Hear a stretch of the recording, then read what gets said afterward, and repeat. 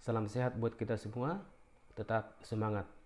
Kita bertemu kembali untuk melanjutkan pembelajaran kita untuk kelas 12 MIA pada semester yang kedua. Ini adalah pertemuan kita atau pembelajaran kita yang kedua, dan kali ini topik pembahasan kita masih berhubungan dengan foton dengan judul efek foto listrik. Mari kita mulai bersama-sama.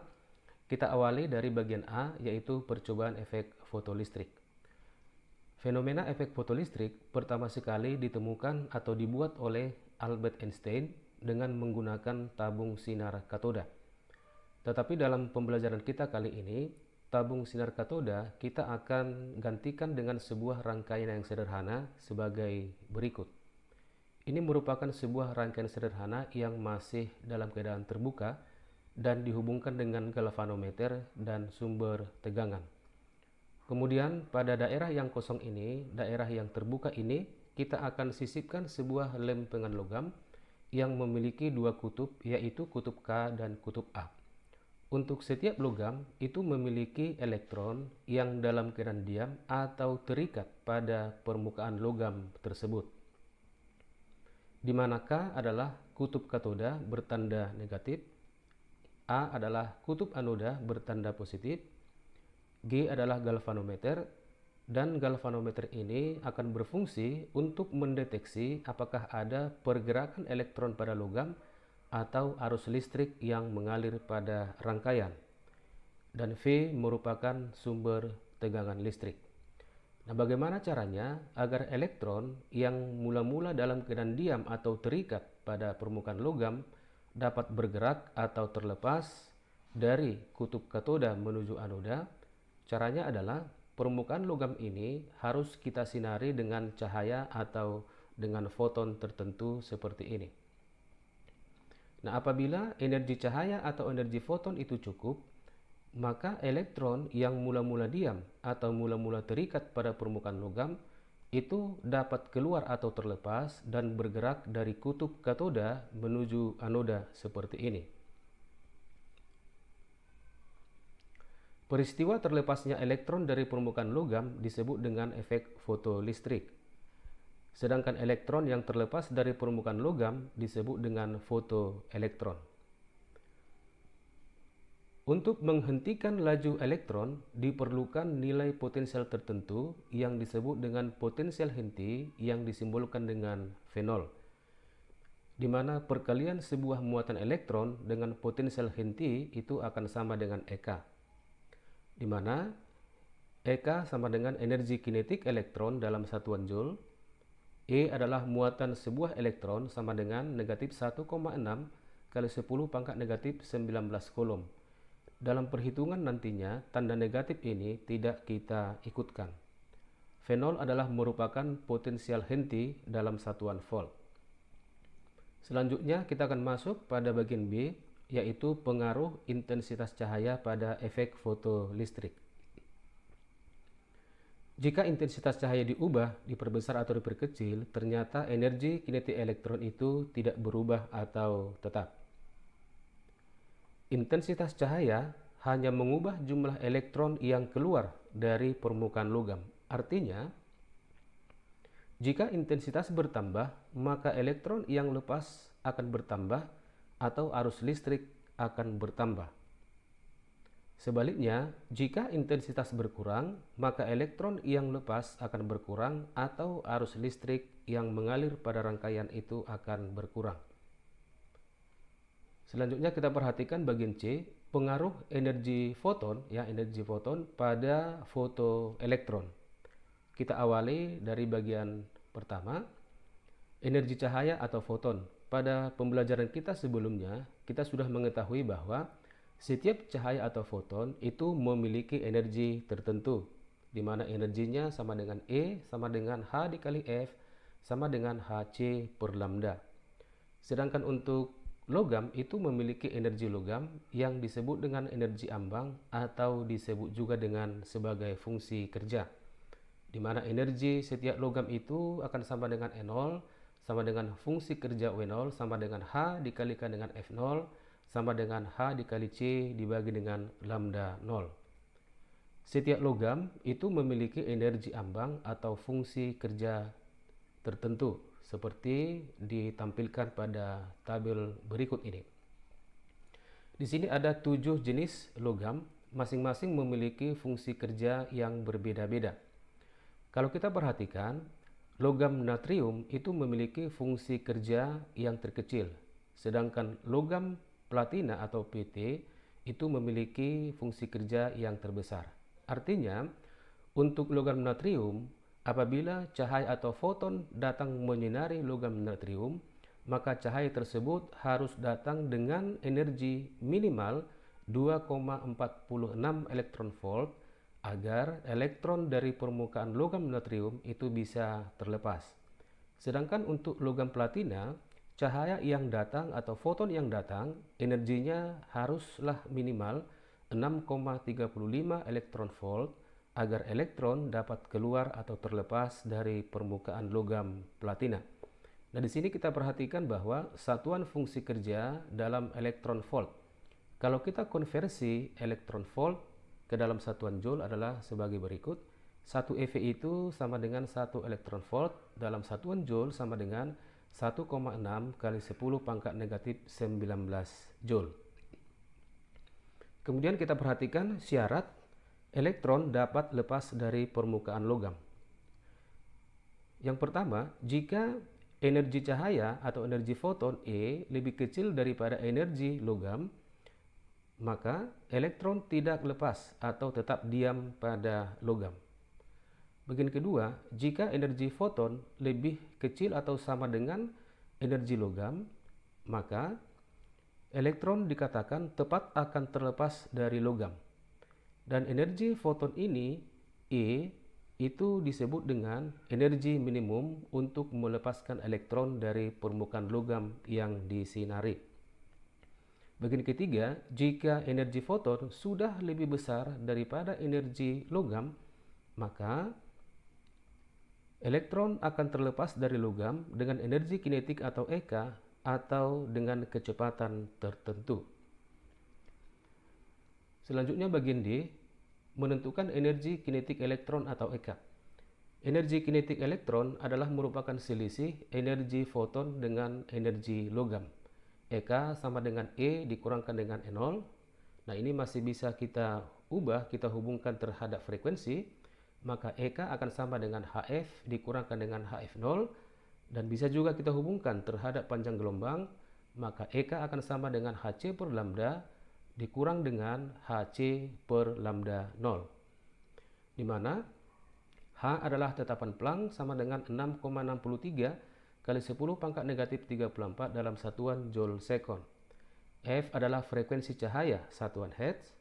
F0 adalah frekuensi ambang logam satuan hertz.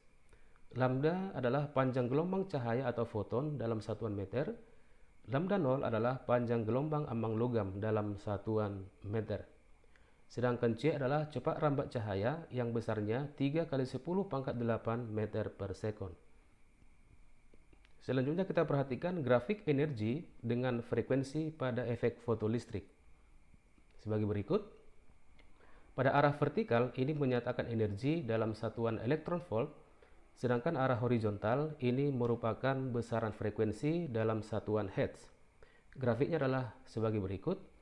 Nah, ini kalau kita perhatikan garis miring ini, perpotongan terhadap sumbu horizontal tepat di titik ini merupakan frekuensi ambang atau F0, dan di ujung garis ini ke bawah, nah di sini adalah merupakan nilai daripada frekuensi.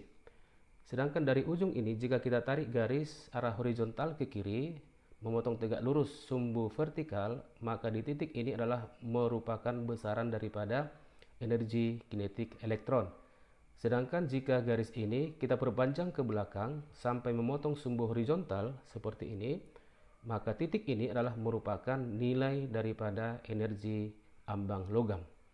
Nah, selanjutnya kita perhatikan grafik yang ini. Di sini akan terbentuk sebuah segitiga siku-siku. Artinya garis ini membentuk sudut tertentu terhadap sumbu horizontal. Nah, kalau sudut di sini kita misalkan sebesar sudut theta, maka kita bisa menentukan nilai tangen theta dari segitiga ini, di mana tangen theta itu adalah merupakan perbandingan sisi vertikal terhadap sisi horizontal. Dari gambar ini kita bisa menentukan bahwa tangen theta akan sama dengan sisi vertikalnya dari sini kemari itu sama dengan EK, sedangkan sisi horizontalnya adalah panjangnya dari F ke F0, berarti horizontalnya sama dengan besarnya F dikurangkan dengan F0. Sama dengan EK-nya kita ganti terhadap frekuensi, maka EK akan sama dengan H dikali dalam kurung F dikurangkan dengan F0, dibagikan dengan dalam kurung F dikurangkan dengan F0. Nah, di sini kita perhatikan ada dua besaran yang sama, ya, F dikurang F0 atas dengan bawah itu akan saling menghabiskan. Maka tangen theta pada grafik ini akan sama dengan H yang sama dengan tetapan Planck.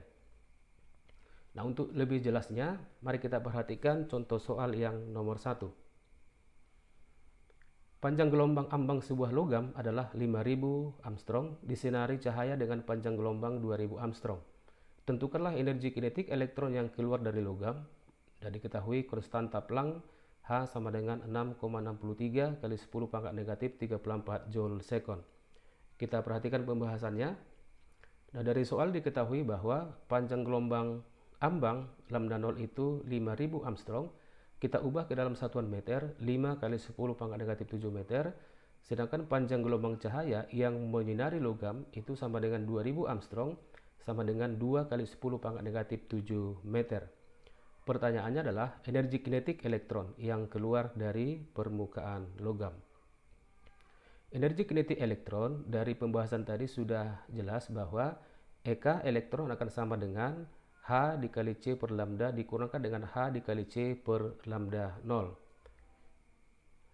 Karena ini ada perkalian HC yang sama, maka HC bisa kita keluarkan. Maka EK akan sama dengan HC dikali dalam kurung 1 per lambda dikurangkan dengan 1 per lambda 0. Selanjutnya besaran-besaran atau konstanta kita masukkan ke dalam persamaan ini. Maka nilai daripada energi kinetik elektron yang keluar dari permukaan logam ketika disinari dengan panjang gelombang 2000 Armstrong besarnya adalah 6 kali 10 pangkat negatif 19 Joule. Selanjutnya kita perhatikan soal yang nomor 2. Pada percobaan efek fotolistrik yang menggunakan radiasi dengan panjang gelombang 300 nanometer, ternyata diperlukan beda potensial henti sebesar 2 kali beda potensial henti dari radiasi dengan panjang gelombang 500 nanometer. Tentukanlah energi ambang yang digunakan dalam percobaan efek fotolistrik tersebut.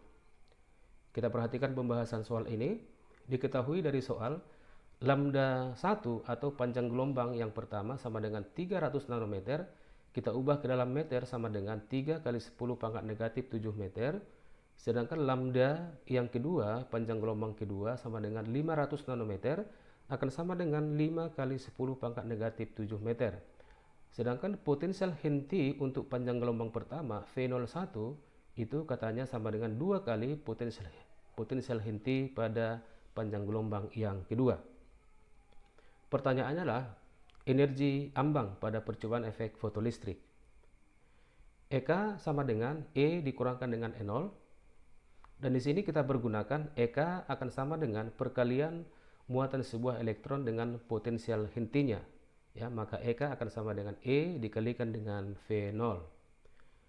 Untuk keadaan 1 atau untuk panjang gelombang 300 nanometer akan berlaku persamaan EK1 sama dengan E dikurangkan dengan E0, maka 2EV0 akan sama dengan HC per lambda 1 dikurangkan dengan E0, dan persamaan ini kita sebut sebagai persamaan yang pertama. Kemudian untuk keadaan kedua atau untuk panjang gelombang 500 nanometer akan berlaku persamaan EK2 sama dengan E2 dikurangkan dengan E0, E dikali V0 akan sama dengan HC per lambda 2 dikurangkan dengan E0. Atau ini kedua ruas kita kalikan dengan 2, maka persamaannya menjadi 2EV sama dengan 2H dikali C per lambda 2 dikurang dengan 2 dikalikan dengan E0. Dan persamaan ini kita sebut sebagai persamaan yang kedua. Selanjutnya, kita akan samakan persamaan pertama dengan persamaan yang kedua. seperti ini, maka E0 akan sama dengan 2H dikali C per lambda 2 dikurang H dikali C per lambda 1. Ini sama-sama dikalikan dengan HC, maka E0 akan sama dengan HC dikali dalam kurung 2 per lambda 2 dikurang 1 per lambda 1. Kita masukkan harga-harga dan konstanta yang diketahui, maka energi ambang yang dipergunakan pada soal ini besarnya akan sama dengan E0 sama dengan 1,326 kali 10 pangkat negatif 19 Joule. Demikianlah pembelajaran kita kali ini. Semoga bermanfaat. Terima kasih atas perhatian kalian semua. Sampai bertemu pada pembelajaran selanjutnya. Tetap semangat.